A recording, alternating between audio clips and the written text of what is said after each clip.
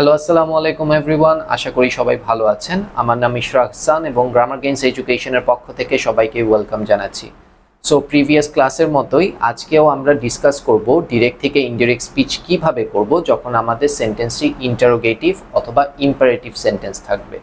So চলুন আমরা directly আমাদের স্লাইডসে চলে যাই। সো আমরা চলে আসলাম এখন আমাদের স্লাইডসে এবং প্রথমেই আমরা স্লাইডসে দেখতে পারতেছি যে এখানে ডিরেক্ট থেকে ইনডিরেক্ট স্পিচের রুলস দেওয়া আছে in terms of interrogative sentence. So interrogative সেন্টেন্সে আমরা ডিরেক্ট থেকে ইনডিরেক্ট স্পিচ যে করব সেটার একটি রুলস আছে এবং চলুন সেটা আমরা একটু দেখে নেই। The reporting verb should be asked, inquire, inquired of, and when the inverted commas are removed, if or whether should be used. So আমাদের রিপোর্টিং ভার্বে asked, inquired of থাকবে এবং আমরা যে সেন্টেন্সে ইনভার্টেড কমা তুলে দিব সেখানে আমাদের তা ইনভার্টেড কমার পরিবর্তে if অথবা whether বসবে। সো আরেকটু পড়ে নেই। If the interrogative sentence contains a WH question words, it remains unchanged. That means আমাদের ইন্টারোগেটিভ সেন্টেন্সে যদি কোনো WH কোয়েশ্চেন থাকে such as what, where, when, why, who, how, এই টাইপ অফ কোয়েশ্চেন্স যদি থাকে তাহলে আমাদের ইফ অথবা ওয়েদার ইনভার্টেড কমা চেঞ্জ হয়ে বসবে না। যে কোয়েশ্চেন্সগুলো আছে WH কোয়েশ্চেন সেটাই বসবে। বাট যদি এই WH কোয়েশ্চেনগুলো না থাকে তাহলে ইফ অথবা ওয়েদার বসবে। That is if there is no WH question words, if whether is used. So আমরা এক্সাম্পলে লক্ষ্য করি, she said to me do you take tea.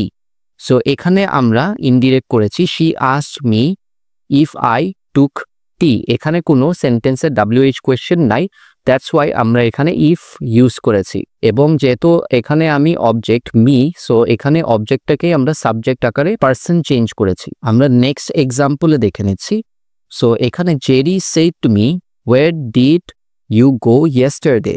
So এটা আমরা যখন ইনডিরেক্ট করব তখন কি আসলো, Jerry asked me where I had gone the previous day. So এখানে জেরি আমাকে আস্ক করেছে, so I had gone, so এখানে মি হয়ে গিয়েছে আই। এবং এখানে যে আমাদের ওয়েরটা আছে এটা একটি WH কোয়েশ্চেন, সো আমরা এখানে WH কোয়েশ্চেনের ওয়েরটাই ইউজ করেছি ইনভার্টেড কমা তুলে দিয়ে। সো এই হচ্ছে আমাদের ইন্টারোগেটিভ সেন্টেন্সের রুলস।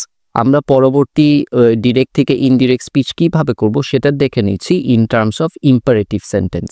এখন আমরা চলে আসলাম ডিরেক্ট থেকে ইনডিরেক্ট স্পিচ কিভাবে করব যখন ইম্পারেটিভ সেন্টেন্স থাকবে। সো এখানে আমরা রুলসগুলো গো থ্রু করি, তাহলে আপনারা আরো ভালো মতো বুঝতে পারবেন। সো রুল নাম্বার 1-এ কি দেওয়া আছে, if the sentence is imperative, instead of using the reporting verb said or said to, use requested, ordered, commanded, advised, forbade, begged or told.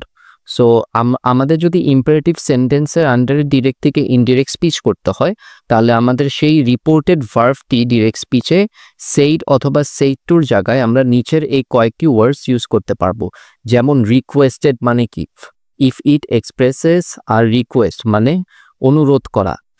Ordered or commanded, if it expresses a command মানে হুকুম প্রকাশ করা। Advised মানে if it expresses advice কাউকে পরামর্শ দেওয়া। Forbade if it expresses prohibition মানে কোনো কিছু মানা করে দেওয়া বা বাধা দেওয়া। বেগড ইফ ইট এক্সপ্রেসেস আ প্লি মানে হচ্ছে কোনো কিছু আবেদন করা। লাস্টে হচ্ছে টোল্ড। এই উপরের কয়েকটা যদি আমরা না বুঝি যে সেন্টেন্সটি কি মিন করতেছে তাহলে আমরা টোল্ড ইউজ করব। সো এখানে আমাদের স্ট্রাকচারটি হবে reporting verb plus object plus to plus base form of verb plus rest of the sentence. এবং এখানে টুতে কিন্তু আমাদের প্রিপোজিশন হিসেবে ইউজ হচ্ছে না, এটা হবে আমাদের কানেক্টিং ওয়ার্ডস হিসেবে। আমরা এই স্ট্রাকচার এবং এই রুলস ফলো করে এক্সাম্পলটি দেখি।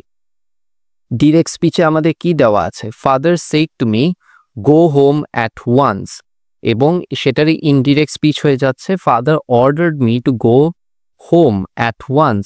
মানে ফাদার আমাকে এখানে গো হোম অ্যাট ওয়ান্স মানে কি, এখানে মি পার্সনটাকে অর্ডার করেছে। সো আমরা একটা বুঝতে পেরেছি যেহেতু যে এটা একটি অর্ডার, সো আমরা এখানে রিপোর্টেড ভার্বটাকেই আমরা হচ্ছে অর্ডার্ড লিখেছি।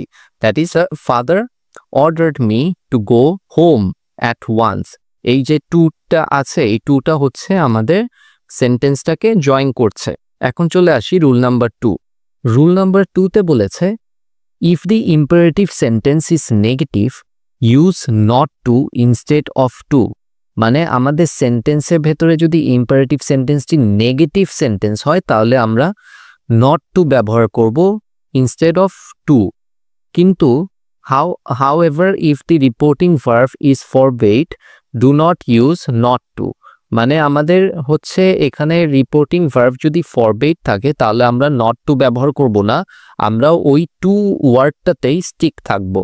আমরা এক্সাম্পলটি দেখে নেই তাহলে আরেকটু ক্লিয়ার হয়ে যাবেন। Father said to me do not run in the sun। So এখানে যে ফাদার মিস অবজেক্টটি কি অর্ডার করেছে that is do not run in the sun, এটা কিন্তু একটি negative sentence.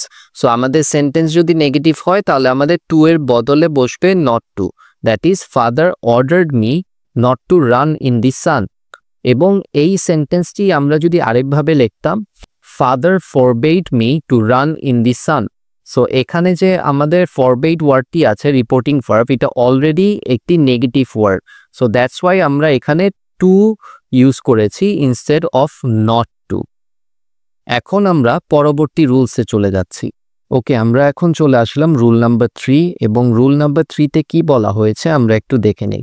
If the sentence expresses a proposal using let or let us or let's, the structure is reporting verb proposed suggested plus object plus that plus they we plus should plus base form of verb plus rest of the sentence।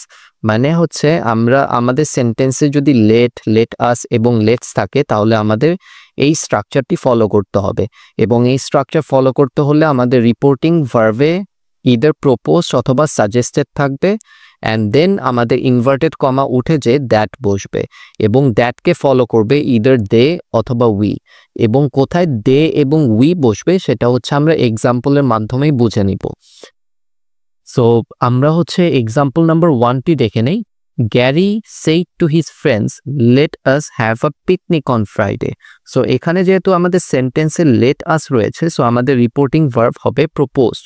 So Gary proposed to his friends that they should have a picnic on Friday।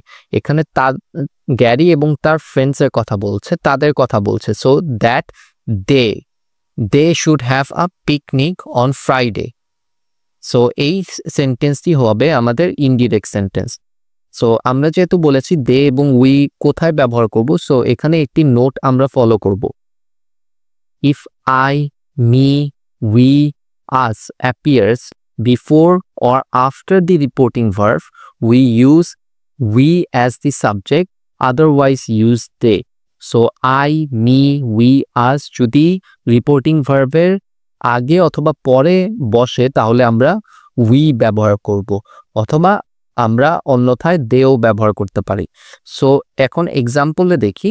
Gary said to me let us have a picnic on Friday। So এখানে যেহেতু Gary proposed, যেহেতু আমাদের let us আছে so এখানে আমরা লিখেছি Gary proposed এবং আমাদের রিপোর্টিং ভার্বের সাথে কি মি আছে। সো মি যদি থাকে তাহলে হচ্ছে আমরা এখানে উই ব্যবহার করব। To me that we should, আমাদের শুড কিন্তু এখানে বসবে structure wise. So we should have a picnic on Friday. So এই হচ্ছে রুল নাম্বার 3। রুল নাম্বার 4-এ চলে আসি। If the sentence uses let plus me, him, her, them, the structure is reporting verb plus told plus object plus that plus subject plus might plus base form of verb plus rest of the sentence। That means আমাদের যদি সেন্টেন্সে লেটের সাথে me, him, her অথবা them থাকে তাহলে আমাদের এই স্ট্রাকচারটি follow করতে হবে এবং আমাদের সেন্টেন্সে সাবজেক্টের সাথে মাইট বসবে। সো আমরা এক্সাম্পলটি দেখে নেই। হি said to me let me do it। So এখানে যেহেতু let me রয়েছে সো আমাদের এখানে যেহেতু অবজেক্ট আছে দ্যাটস ওয়াই এখানে told, he told me that he might do it। So এখানে এই যে সেন্টেন্স ওয়াইজ আমাদের মাইট বসেছে এবং এখানে যে প্রোনাউনটি রয়েছে এটা জাস্ট আমাদের পার্সন চেঞ্জের রুলসটি ফলো করছে। সো এই ছিল আজকে আমাদের ভিডিওর লেসন। আশা করি আপনারা বুঝতে পেরেছেন। পরবর্তী আরেকটি নতুন ভিডিও নিয়ে আমরা আবার চলে আসব। সেই পর্যন্ত ভালো থাকবেন।